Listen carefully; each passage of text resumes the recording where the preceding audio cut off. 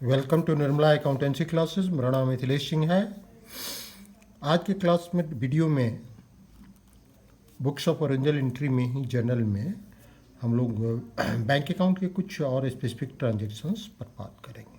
हम लोगों ने बैंक अकाउंट के बहुत सारे ट्रांजेक्शन्स किए हैं, लेकिन कुछ ऐसे ट्रांजेक्शन्स हैं जिसके बारे में मैंने सोचा कि आपसे चर्चा कर लेनी आवश्यक है, ताकि कोई आपको भविष्य में ये प्रैक्टिस रहे और कोई दिक्कत जर्नल बनाने में नहीं हो। एक एक करके हमने क्वेश्चन तो लिख दिया है पहले ही, इसलिए कि समय कम लगे, और हम लोग जर्नलाइजेशन और रीजन फॉर जर्नलाइजेशन की चर्चा करते चलेंगे। तो ये हम लोग जर्नल यहाँ लिख देते हैं, और रीजन्स फॉर डेबिट और क्रेडिट, रीजन्स फॉर डेबिट और क्रेडिट। क्लियर है? Open bank account by depositing cash ₹5000। Suppose किसी बिजनेस का बैंक अकाउंट नहीं है, वो बैंक अकाउंट खोल रहा है कैश जमा करके, तो क्या क्या होगा? बैंक अकाउंट डेबिट होगा, बैंक अकाउंट डेबिट होगा, कितना? 5000 टू कैश अकाउंट होगा। ठीक है, कितना? 5000। रीजन स्पष्ट है आपको? अब तक स्पष्ट हो गया होगा। बैंक एक एसेट अकाउंट है। बैंक क्या है? एक बैंक अकाउंट एक एसेट अकाउंट। एसेट में इंक्रीज हो रहा है, इंक्रीज को डेबिट करते हैं। कैश अकाउंट भी एक एसेट हो रहा है, और एसेट में डिक्रीज हो रहा है। कैश जमा कर रहे हैं तो कैश तो जा रहा है, डिक्रीज हो रहा है तो क्रेडिट कर देंगे। तो ये पहला जर्नल एंट्री हो गया, कोई दिक्कत नहीं है। दूसरा journal entry, cash withdrawn from bank for personal use ₹1000। 1000 रुपया बैंक से पर्सनल यूज़ के लिए बिजनेस मैन के द्वारा या ऑनर के द्वारा निकाला गया। तो यहाँ क्या हो जाएगा? एक होगा ड्राइंग अकाउंट, हम लोगों ने पहले सीखा है, ड्राइंग अकाउंट डेबिट, कितना? 1000 टू, कहाँ से पैसा जा रहा है? बैंक से, तो बैंक अकाउंट, बैंक का पैसा डिक्रीज कर रहा है। कारण क्या है? कौन कौन एसेट होगा? एक तो ड्राइंग अकाउंट होगा, ड्राइंग अकाउंट एक एसेट है, हम लोग मान रहे हैं एसेट को इंक्रीज करेंगे, इंक्रीज को हम लोग डेबिट करेंगे। दूसरा अकाउंट हमारा बैंक अकाउंट। बैंक अकाउंट में क्या है? एक एसेट अकाउंट है, एक एसेट में डिक्रीज कर रहा है, डिक्रीज को क्रेडिट करेंगे। ये दूसरा जर्नल हो गया। तीसरा, bank charges charged by bank ₹100। 100 bank ने बैंक चार्जेज चार्ज किया। तो बैंक चार्जेस क्या है? एक एक्सपेंस अकाउंट है। बैंक चार्जेज अकाउंट डेबिट, कितना? 100 टू, पैसा कहाँ से निकल रहा है, कहाँ घट रहा है? बैंक का, टू बैंक अकाउंट 100। ठीक है, क्यों हुआ? बैंक चार्जेज एक एक्सपेंस अकाउंट है, बैंक चार्जेज अकाउंट एक एक्सपेंस अकाउंट है। एक्सपेंस में इंक्रीज कर रहा है, इंक्रीज को क्या करते हैं? डेबिट करते हैं। दूसरा क्या है? Bank account, bank account asset है, एसेट में डिक्रीज कर रहा है, डिक्रीज को क्या करेंगे? क्रेडिट करेंगे। क्लियर है? Cheque draft received from customer and not deposited into bank on the same day ₹10,000।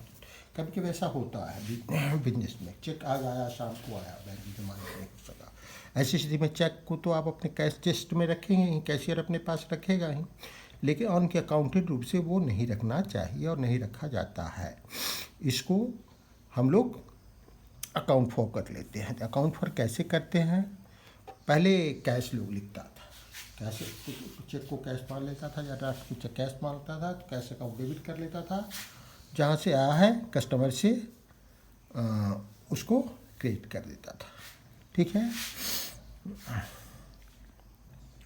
तो वैसी स्थिति में लेकिन थोड़ी सी कन्फ्यूजन उसमें कैश अकाउंट रखने से, क्योंकि कैश एक्चुअली जब ट्रांजैक्शन हुआ है तो कैश से और चेक से डिफरेंट करने में, डिफ्रेंशिएट करने में दिक्कत होती थी।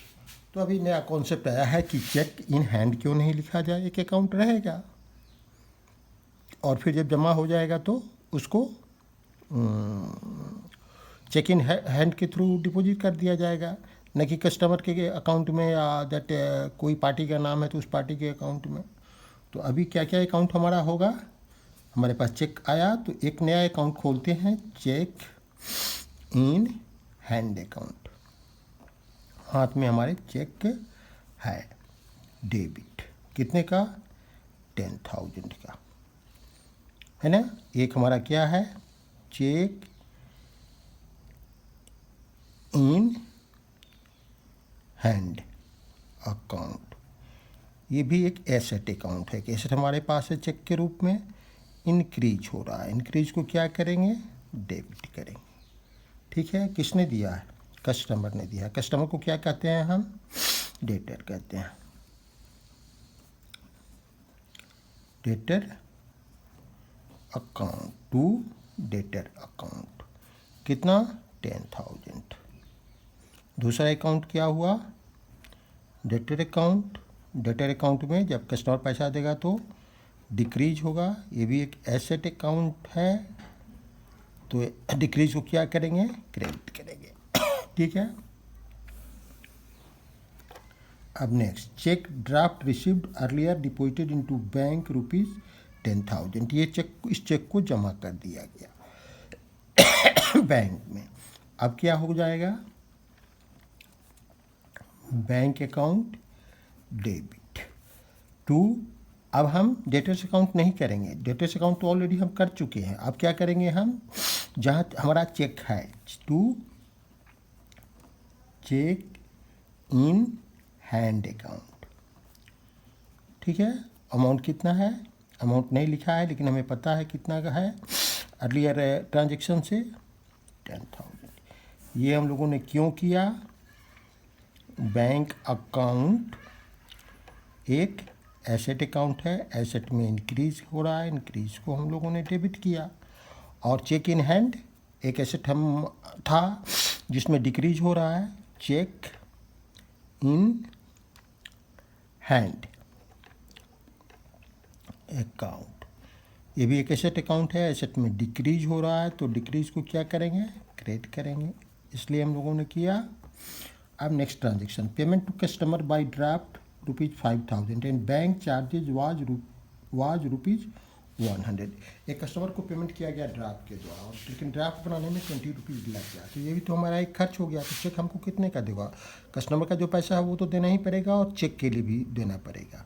ठीक है, तो यहाँ हमारा कस्टमर जो है, payment to customer by draft, customer से ज़्यादा शब्द अगर उचित होगा हम सप्लायर लिखें,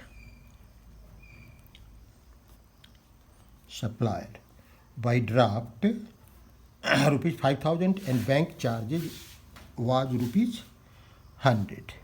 तो यहाँ जो सप्लायर है वो हमारे लिए क्या है, डेटर्स है। डेटर्स से हमारा घट रहा है कितने से, 5,000 से। तो यहाँ क्या लिखेंगे, debtors account, debtor account debit. अरे सप्लायर तो हमारा क्रेडिटर होगा, सॉरी, सप्लायर हमारा क्या होगा, क्रेडिटर होगा, क्रेडिटर अकाउंट डेबिट। सप्लायर जो होगा वो हमारा क्रेडिटर होगा, सप्लायर क्रेडिटर को ही पेमेंट करेंगे, डेटर तो हमको पैसा देगा। क्रेडिटर अकाउंट डेबिट कितना, 5,000। ठीक है, लेकिन चूंकि हम ड्राफ्ट बनवा रहे हैं तो बैंक चार्ज भी ड्राफ्ट बनाने के लिए बैंक हमसे ले रहा है, तो बैंक चार्जेज अकाउंट डेबिट करेंगे, कितने से, 100 से, जितना अमाउंट है, टू क्या करेंगे, बैंक अकाउंट। चेक कितने का देना पड़ेगा हमको, 5100 का। ठीक है, ये हम लोगों ने क्यों किया? क्रेडिटर हमारा एक तो क्रेडिटर अकाउंट हुआ। क्रेडिटर अकाउंट क्या है हमारा? एक लायबिलिटी अकाउंट है। लायबिलिटी में डिक्रीज हो रहा है, डिक्रीज को क्या करते हैं? डेबिट करते हैं। दूसरा क्या है? बैंक चार्जेज अकाउंट, ये क्या है? एक्सपेंस अकाउंट है। एक्सपेंस में इंक्रीज हो रहा है, इंक्रीज को क्या करते हैं? डेबिट करते हैं। तीसरा हमारा अकाउंट क्या है? बैंक अकाउंट, ये एक एसेट अकाउंट है। एसेट में डिक्रीज हो रहा है, डिक्रीज को क्या करते हैं? क्रेडिट करते हैं। अभी मैं आपको पहले जनरल बना दे रहा हूँ, फिर आपको रीजन समझा रहा हूँ। ठीक है, दोनों तरह से आपको प्रैक्टिस हो जाएगा। हम लोग बहुत सारे जनरल अभी तक कर लिए हैं, अभी तक हम लोगों को प्रैक्टिस हो गया होगा, इसलिए मैं ऐसा कर रहा हूँ। Bank charges charge by bank ₹100। अगर बैंक चार्ज लेता है किसी भी कारण से कोई सर्विस हमको देने के लिए, तो क्या करेंगे? हमारा ये एक एक्सपेंस, बैंक चार्जेज को डेबिट करेंगे। बैंक चार्जेज एक हमारा एक्सपेंस है, एक्सपेंस में इंक्रीज हो रहा है तो इसको डेबिट करेंगे। कितना? 100। कहाँ से ले रहा है? बैंक से ले रहा है, बैंक में पैसा डिक्रीज कर रहा है तो इसको क्रेडिट करेंगे 100। ठीक है, तो यहाँ अकाउंट क्या हुआ? Bank charges account. ये क्या है? एक एक्सपेंस अकाउंट है, एक्सपेंस में इंक्रीज हो रहा है, इंक्रीज को डेबिट करेंगे। दूसरा क्या अकाउंट है? दूसरा हमारा अकाउंट है बैंक अकाउंट। बैंक अकाउंट एक एसेट अकाउंट है, एसेट में डिक्रीज हो रहा है, डिक्रीज को क्रेडिट करेंगे। ठीक है, कोई दिक्कत नहीं है। एक और ट्रांजेक्शन है, cheque deposited into bank was dishonoured. A cheque received from Ram and deposited into bank was dishonoured ₹5000। Cheque Ram से मिला था और बैंक में डिपॉजिट हुआ था, वो डिजॉनर्ड हो गया, मतलब अप्रतिष्ठित हो गया, उसका पेमेंट रिसीव नहीं हुआ। तो चेक जब राम से मिला होगा तो हमने क्या किया होगा? बैंक अकाउंट डेबिट किया होगा और राम के अकाउंट क्रेडिट किया होगा। फिर वही स्थिति करेंगे, राम को डेबिट कर देंगे। राम से हमको पैसा लेना है तो राम अकाउंट डेबिट उसने दे दिया था तो क्रेडिट किए थे।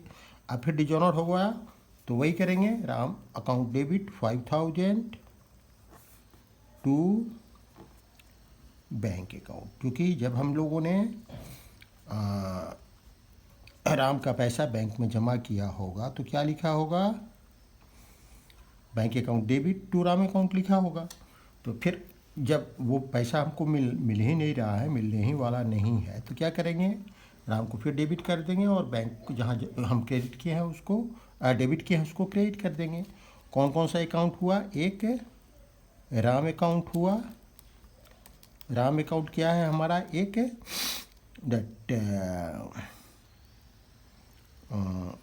डेटर का अकाउंट है, मतलब एसेट अकाउंट है। एसेट में क्या हो रहा है? इंक्रीज हो रहा है, इंक्रीज को डेबिट करेंगे, इंक्रीज को डेबिट करेंगे। बैंक में कमी हो रही है, बैंक अकाउंट, बैंक एक एसेट है, एसेट में डिक्रीज हो रहा है, डिक्रीज को क्या करेंगे? क्रेडिट करेंगे। अब हम लोग आगे आते हैं, दो चार ट्रांजेक्शन बैंक से ही संबंधित और ले लेते हैं। Cheque deposited directly in our bank account by the customer Mohan ₹5000। कभी कभी कोई कस्टमर सीधे बिजनेस के अकाउंट में पैसा जमा कर देता है, तो वैसे स्थिति में क्या करेंगे? मोहन एक कस्टमर नाम भी लिखा हुआ है यहाँ, तो हमारा बैंक में पैसा आ रहा है, तो बैंक में पैसा इंक्रीज हो रहा है, तो बैंक अकाउंट डेबिट 5000 कौन दे रहा है? टू नाम भी लिखा हुआ है मोहन अकाउंट, मोहन अकाउंट 5000। क्यों किया हम लोगों ने ऐसा? रीज़न हमें पता है। बैंक अकाउंट एक एसेट अकाउंट है, एसेट में इंक्रीज हो रहा है, इंक्रीज को हम डेबिट करेंगे।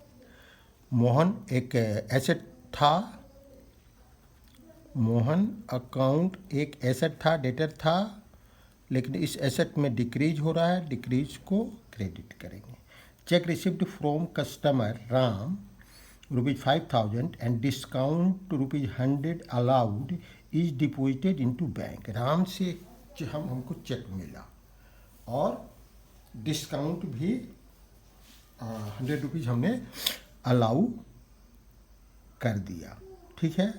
और cheque received from customer Ram ₹5,000 and discount ₹100 allowed is deposited into bank, ठीक है। 5,000 का चेक मिला और 100 हमने डिस्काउंट भी अलाउ किया, ठीक है। तो क्या क्या क्या होगा हमारा,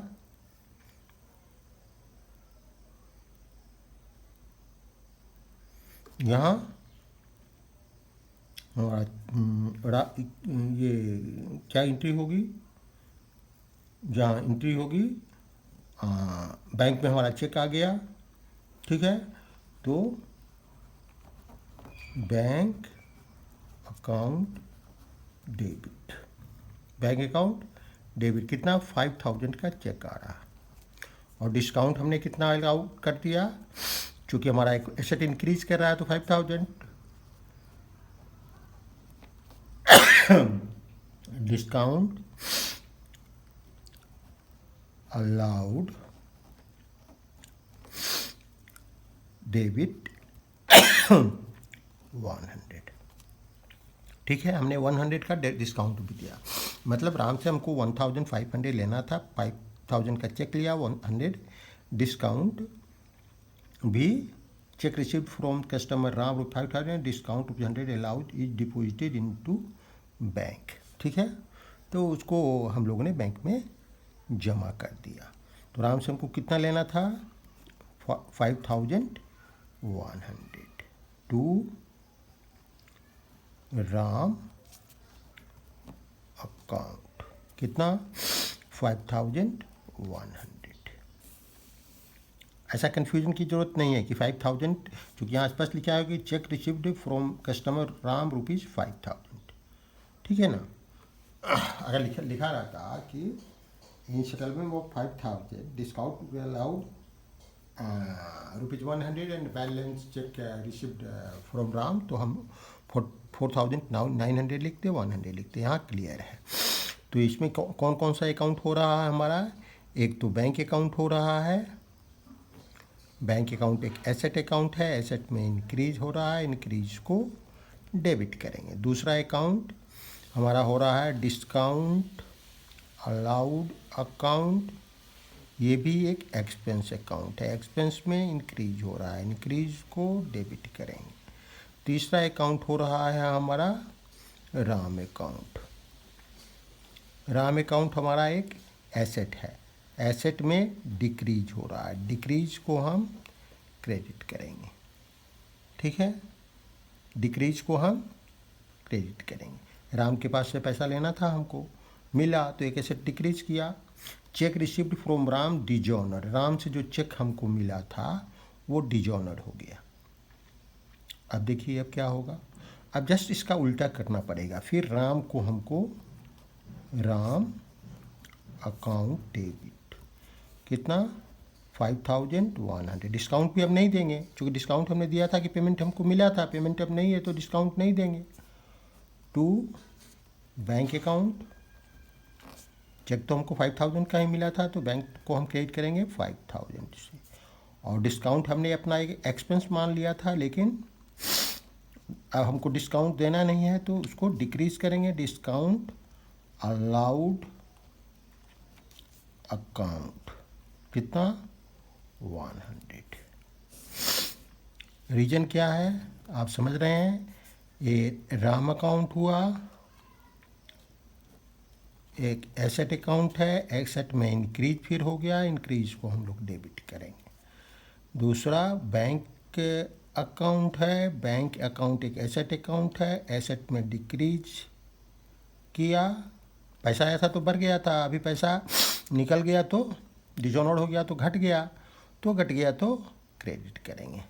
एक that discount account, discount account हमारे लिए क्या था, एक एक्सपेंस अकाउंट था। एक्सपेंस में अभी फिर डिक्रीज कर रहा है, उसमें इंक्रीज किया था तो क्रेडिट करेंगे, क्रेडिट हम लोगों ने किया। Next, interest charge by bank, कभी कभी बैंक इंटरेस्ट हम लोगों से लेता है अगर लोन वगैरह लिए हैं तो, या ओवरड्राफ्ट वगैरह की फैसिलिटी है तो इंटरेस्ट हमारे लिए एक एक्सपेंस है। इंटरेस्ट में इंक्रीज को हम डेबिट करते हैं, तो इंटरेस्ट अकाउंट या इंटरेस्ट चार्जेज अकाउंट डेबिट करेंगे, कितना से, अमाउंट है 500। कहाँ से घट रहा है, बैंक तो सीधे हमसे कैश लेगा नहीं, सीधे बैंक से निकाल लेगा, हमको डेबिट कर लेगा, तो 500। रीजन क्या है हम जानते हैं, इंटरेस्ट अकाउंट हमारे लिए एक एक्सपेंस अकाउंट है, एक्सपेंस में इंक्रीज हो रहा है, इंक्रीज को हम डेबिट करेंगे। बैंक अकाउंट हमारे लिए एक एसेट अकाउंट है, एसेट में डिक्रीज कर रहा है, डिक्रीज को हम क्रेडिट करेंगे। अब cheque received from Sita a customer endorsed to Gita a supplier, Gita एक सप्लायर है और सीता एक कस्टमर है। तो सीता से एक चेक मिला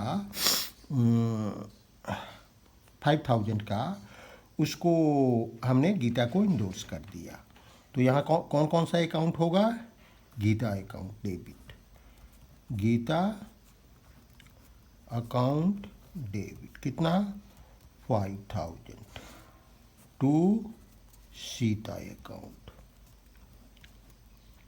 कितना 5000। क्यों, रीजन हम लोग देख लेते हैं। गीता अकाउंट है। अब गीता हमारे लिए क्या है, गीता हमारी एक सप्लायर है, मतलब क्रेडिटर है, क्रेडिटर मतलब लायबिलिटी है। लायबिलिटी का जब हम पेमेंट करेंगे तो क्या होगा, वो डिक्रीज करेगा, डिक्रीज को क्या करते हैं, डेबिट करते हैं। उसी तरह सीता अकाउंट क्या है हमारे लिए, एक एसेट अकाउंट है, एसेट में क्या हो रहा है, डिक्रीज हो रहा है। सीता जब हमको पेमेंट कर रही है तो एसेट में हमारे डिक्रीज हो रहा है, डिक्रीज को क्या करते हैं हम लोग, क्रेडिट करते हैं। क्लियर है।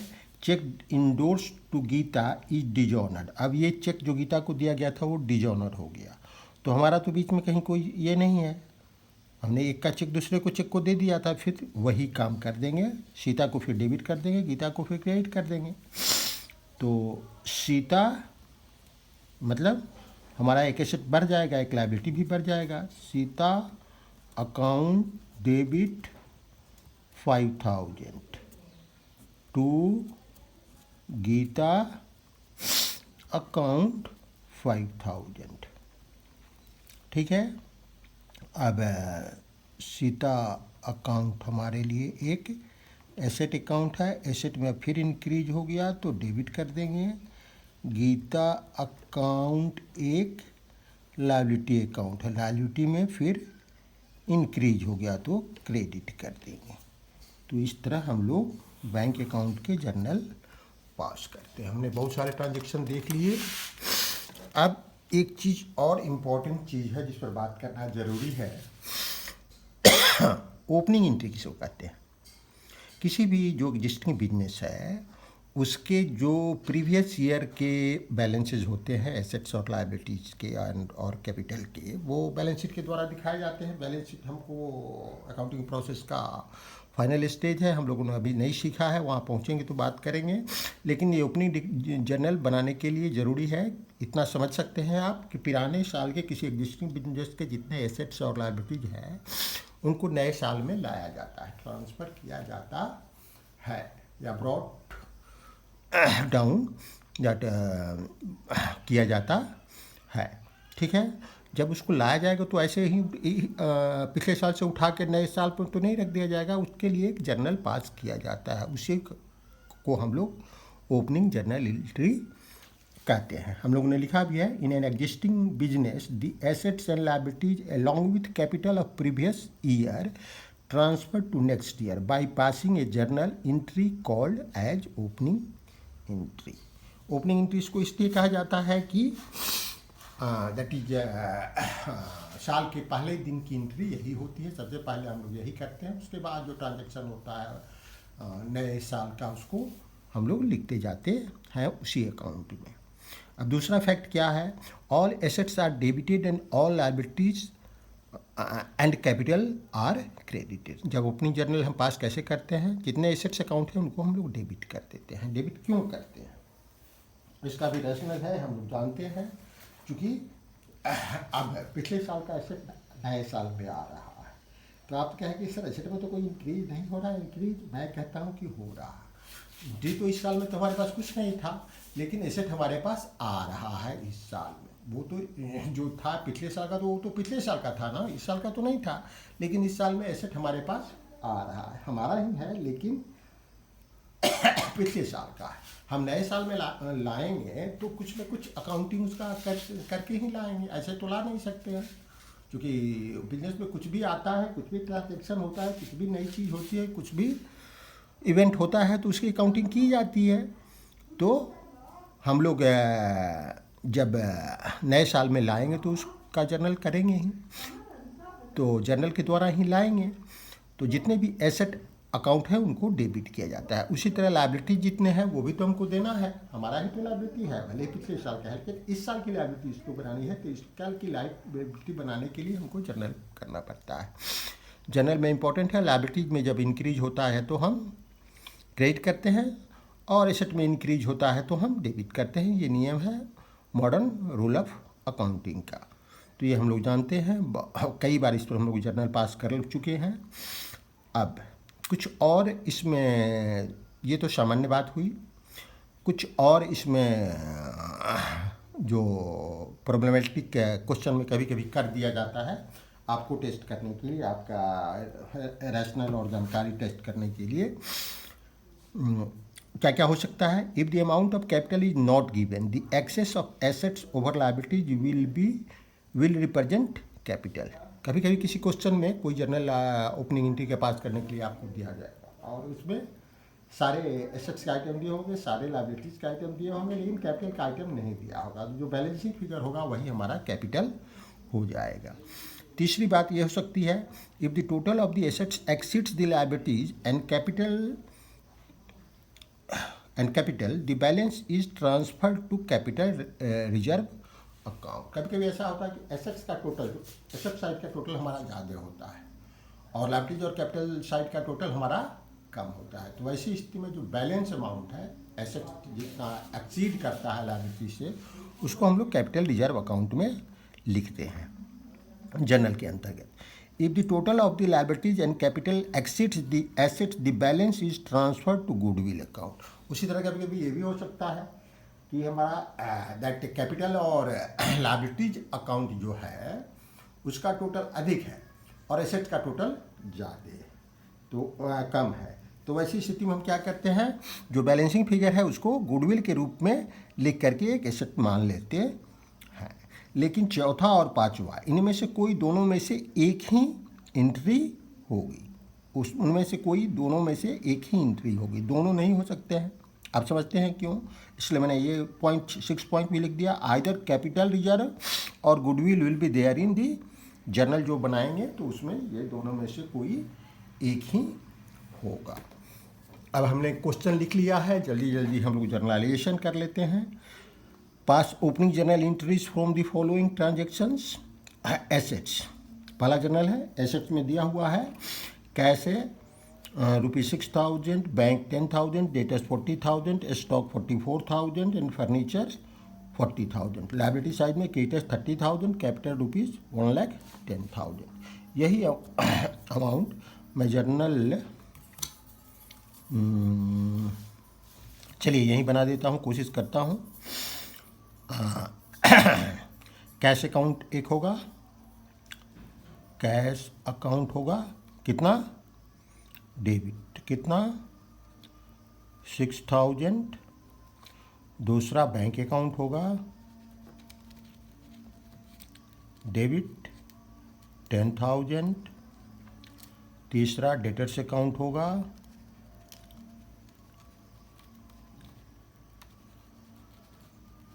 डेबिट कितना 40,000। चौथा स्टॉक अकाउंट होगा, डेबिट कितना 44,000। चौथा ये नेक्स्ट फर्नीचर अकाउंट होगा।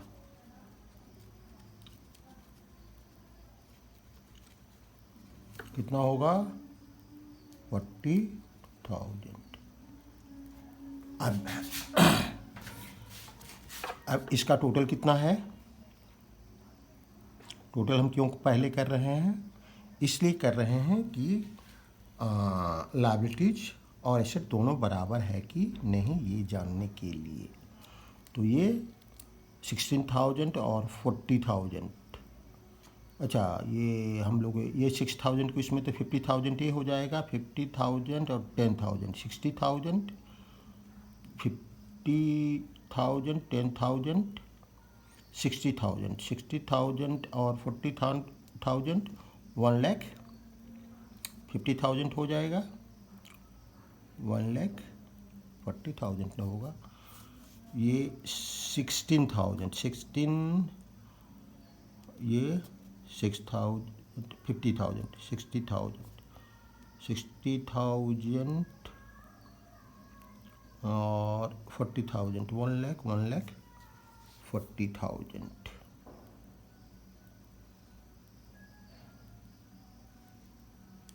ये कितना हो रहा है?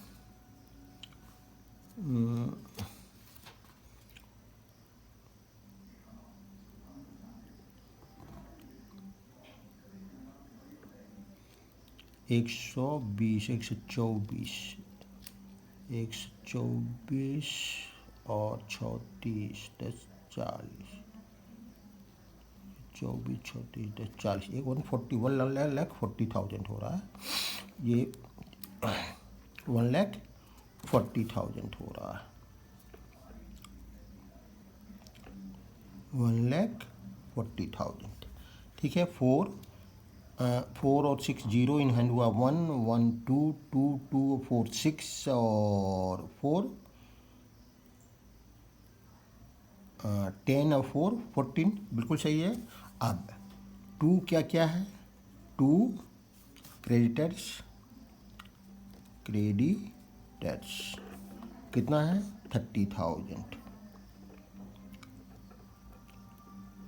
और 2 कैपिटल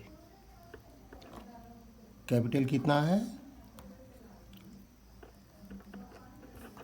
1,10,000 ठीक है। अब ये दोनों 1,40,000 डेबिट भी हो गया, 1,40,000 क्रेडिट भी हो गया। ठीक है। तो इसमें हम लोगों को कोई दूसरा कुछ करने की ज़रूरत नहीं है और जो 3 स्थितियां हैं वो इसमें नहीं आ रही हैं। तो ये इस तरह हमारा जर्नल बनेगा। क्लियर है? अब हम लोग आगे बढ़ते हैं, दूसरा ट्रांजैक्शन लेते हैं। अब क्यों डेबिट हुआ, क्यों क्रेडिट हुआ, ये हम लोग जानते हैं पहले ही समझ। जितना एसेट अकाउंट होता है उसको डेबिट करते हैं और जितना लायबिलिटी होता है उसको क्रेडिट करते हैं। क्यों करते हैं हम लोगों ने बात की है। अब हम लोग आगे बढ़ते हैं। दूसरी स्थिति है, इसमें पुराने सारे फिगर हैं, वही जो पुराने फिगर हैं, लेकिन सिर्फ क्रेडिटर्स है, इसमें कैपिटल नहीं लिखा गया है। तो क्या क्या होगा? हमारा कैश अकाउंट डेबिट कितना 6,000, बैंक अकाउंट डेबिट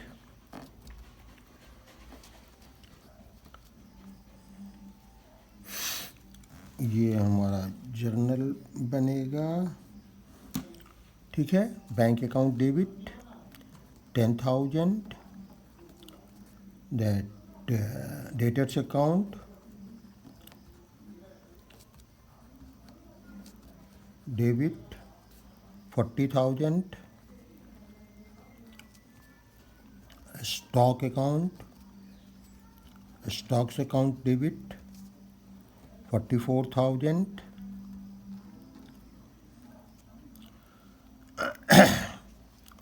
और that credit furniture account debit, ये सारे एसेट अकाउंट हैं इसलिए डेबिट हो रहा है, इनमें इंक्रीज हो रहा है डेबिट 40,000 टू क्रेडिटर्स अकाउंट कितने हैं 30,000। अब इसका हम लोग टोटल कर रहे हैं, ठीक है।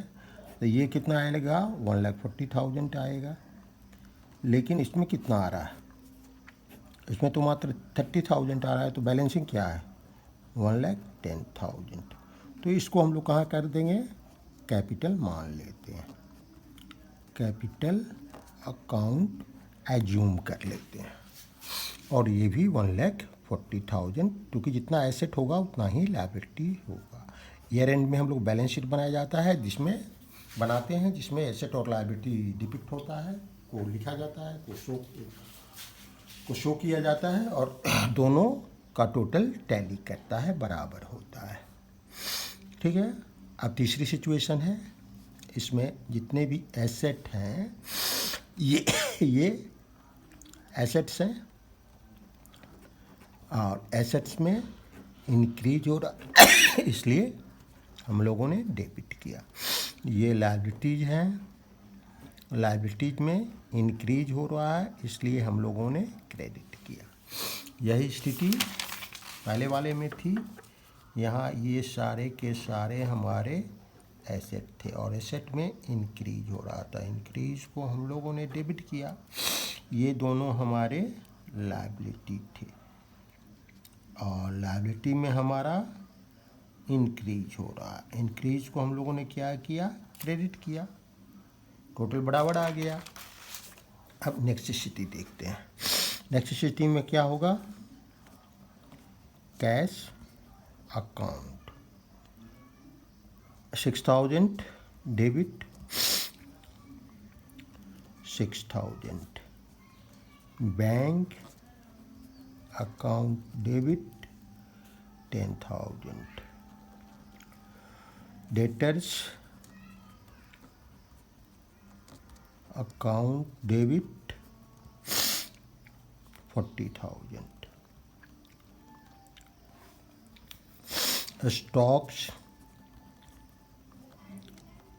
Account debit 44,000, furniture account debit furniture account debit 45,000, ठीक है। टू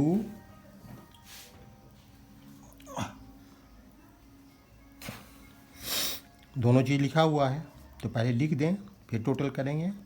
क्रेडिटर्स अकाउंट कमी बेशी होगी तो एडजस्ट करेंगे, एक जगह यहाँ थोड़ा सा छोड़ देते हैं ऊपर। क्रेडिटर्स अकाउंट कितना है 30,000, टू कैपिटल अकाउंट कितना है 1,10,000, ठीक है। आप देखते हैं टोटल करते हैं। डेबिट साइड का हमने टोटल किया तो क्या आया 1,40,000, पहले ही वाला टोटल है 0,0,0,6 और 4 10 1,45,000 आ रहा है, अभी 1,45,000 आ रहा है, ठीक है। 1,45,000 आ रहा है और ये कितना आ रहा है हमारा 1,40,000, मतलब इधर भी हमारा 1,45,000 आना चाहिए। तो मैंने क्या बताया है, अगर एसेट एक्सीड्स करता है लायबिलिटीज और कैपिटल से एंड कैपिटल से, तो इसको हम लोग ट्रांसफ़र कर देते हैं कैपिटल रिजर्व अकाउंट में। कैपिटल रिजर्व, कैपिटल पर हमको फ़ायदा हुआ है जिसकी एंट्री हम लोगों ने नहीं की है, इसको एज्यूम कर लेते हैं। रिजर्व अकाउंट कितना का अंतर है ये 5000 का अंतर है, तो ये 5000 यहाँ लिख दिया। अब हम लोग नेक्स्ट एंट्री करते हैं इसी तरह। कैश अकाउंट होगा, थोड़ा छोटा छोटा लिखना पड़ेगा। डेबिट, ये कितना होगा 6000। दूसरा हमारा बैंक अकाउंट होगा कितना 10,000। तीसरा हमारा डेटर्स अकाउंट होगा डेबिट कितना 44,000। 44,000 डेटर्स अकाउंट हमारा 40,000 का था और स्टॉक 44 का था। डेटर्स हमारा था 40,000 का, एक छूट गया है। डेटर्स हमारा 40,000 का था और फर्नीचर और स्टॉक भी था रुपीज़ 44,000 का। ठीक है, स्टॉक हम लोगों ने 44 था, डेटर्स 40 हो गया। स्टॉक्स अकाउंट डेबिट 44,000 और फर्नीचर था अकाउंट डेबिट 40,000 का। लिखते लिखते चीज़ें याद हो गई हैं। अब हमारे पास ये टोटल कितना आ रहा है, ये टोटल हमारे पास आ रहा है 1,40,000। अभी टोटल नहीं करेंगे। टू क्रेडिटर्स हमारा क्या है, क्रेडिट, जो अधिक साइड है उसको लिखते हैं क्रेडिटर्स अकाउंट। और दूसरा हो रहा है टू, कितना है ये 40,000। और दूसरा है कैपिटल अकाउंट, ये कितना है 1,10,000। टोटल हमारा कितना हो रहा है 1,50,000। ये ज़्यादा है 1,50,000 ज़्यादा है, तो यहाँ भी 1,50,000 आना चाहिए, लेकिन ये है कि 1,40,000। तो यहाँ क्या हो जाएगा, एक गुडविल अकाउंट नीचे हम खोलेंगे, गुडविल अकाउंट, और इसमें कितना लिखेंगे 10,000। ठीक है, इस तरह हम लोग जनरल पास करते हैं। अगर लायबिलिटी साइड एक्सीड करता है का टोटल एक्सीड करता है एसेट साइड के टोटल से। ठीक है, मैं उम्मीद है कि आप समझ गए होंगे कि मैं क्या समझाना चाहता हूँ। अब ये कैसे हुआ आप जानते हैं, ये क्रेडिट क्यों हुआ ये जानते हैं। एक एसेट है, एसेट में इंक्रीज किया इसलिए डेबिट हुआ। लायबिलिटी है, लायबिलिटी में इंक्रीज किया इसलिए क्रेडिट हुआ। यहाँ भी एक एसेट है, तो एसेट में इंक्रीज किया इसलिए डेबिट हुआ। ये आपका लायबिलिटी है, लायबिलिटी में इंक्रीज किया इसलिए क्रेडिट हुआ। तो रैशनल भी आपने समझ लिया और मैंने लिख भी दिया। ठीक है, हम लोग आगे बढ़ते हैं। एक इम्पॉर्टेंट चीज़ और है जिसकी चर्चा कर लेते हैं, फिर इस वीडियो को ख़त्म करेंगे, समय भी लंबा हो गया है। Simple and compound journal entry. Simple journal entry क्या होता है, कंपाउंड जर्नल एंट्री क्या होता है। जर्नल एंट्री को दो भागों में बांटा जाता है, simple journal entry and compound journal. If a journal entry involves one debit and one credit account, it is called as simple journal entry. जिस जर्नल एंट्री में एक डेबिट रहता है और एक क्रेडिट रहता है उसको कहते हैं सिंपल जर्नल एंट्री। जैसे मैं तुरंत आपको उदाहरण दिखा देता हूँ, आपको ये बात समझ में अच्छी तरह आ जाएगी। जैसे cheque endorse to Gita is dishonoured, या cheque received rupees 5,000 from Sita, a customer endorsed to Geeta, a supplier.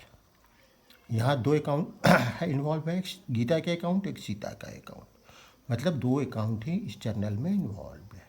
तो इसको क्या कहेंगे सिंपल जर्नल। इसको क्या कहेंगे? Simple journal. इसको क्या कहेंगे? Simple journal.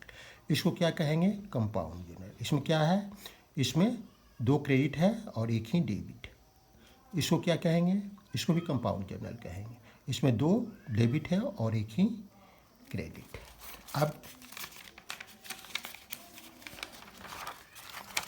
एक दूसरा ट्रांजेक्शन ले ली, दूसरी बात ले लीजिए। If A journal entry involves 1 debit, 1 debit हो, एंड 2 और मोर क्रेडिट, 2 या 2 से ज़्यादा हो क्रेडिट हो, तो ये हम लोगों ने देख लिया। और 2 और मोर डेबिट हो, 2 या 2 से ज़्यादा डेबिट हो, और 1 क्रेडिट हो, 1 क्रेडिट हो, वो भी हम लोगों ने देख लिया। कहाँ देखा था हम लोगों ने इसमें 2 डेबिट है, 1 क्रेडिट है, इसमें 1 डेबिट है, 2 क्रेडिट है। अब तीसरी स्थिति है जिसमें 2 और 2 से और जिसमें 2 या 2 से ज़्यादा डेबिट हो और 2 से ज़्यादा क्रेडिट भी है, उनको हम कंपाउंड जर्नल, 3 तरह की चीज़ें कंपाउंड जर्नल में आती हैं। तो ये कौन हो गया कंपाउंड जर्नल? ये जो हम लोगों ने बताया, इसमें क्या है? इसमें 2 से ज़्यादा डेबिट है और 2 से ज़्यादा क्रेडिट है। इसमें भी 2 से ज़्यादा डेबिट है, 2 से ज़्यादा क्रेडिट है। इसमें भी 2 से ज़्यादा डेबिट है, 2 क्रेडिट है। इसमें भी 2 से ज़्यादा डेबिट है और 2 क्रेडिट है। तो इस तरह के जर्नल को कंपाउंड जर्नल एंट्रीज कहते हैं। जब एक ही नेचर के कई आइटम एक ही ट्रांजैक्शन के अंतर्गत हो तो अलग अलग जर्नल नहीं पास करके हम एक ही जर्नल पास कर देते हैं। मुझे उम्मीद है कि ये वीडियो आपको बहुत ही अच्छा लगा होगा। आप ज़रूर इसको सब्सक्राइब करें। एक और पिछले क्लास में थोड़ी सी CGST के बदले में IGST लिख दिया गया था, that is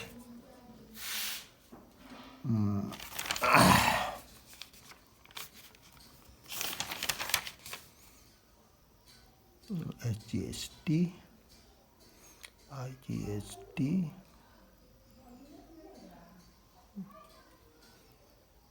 sales account, IGST account, SGST account.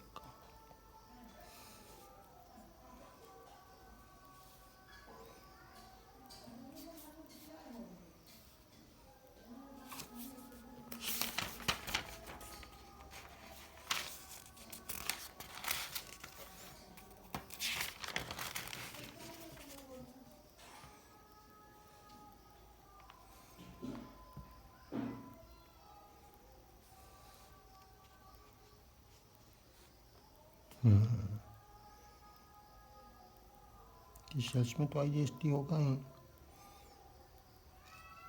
ये SGST होगा, ये SGST होगा ही, ये IGST होगा ही, CGST SGST होगा ही। इधर तो कोई गड़बड़ी नहीं है। Books of original entry, CGST, यहाँ गड़बड़ी हो गई थी। अरे ये तो सही है, SGST होगा ही, ये तो SGST होगा। यहाँ इनपुट IGST होगा, ठीक है। फिर गड़बड़ी कहाँ थी यार? आउटपुट में IGST होगा और यहाँ CGST, और CGST यहाँ हो गया था, ये होगा SGST, ये गड़बड़ी हो गई थी, ठीक है, लिखने की गड़बड़ी थी।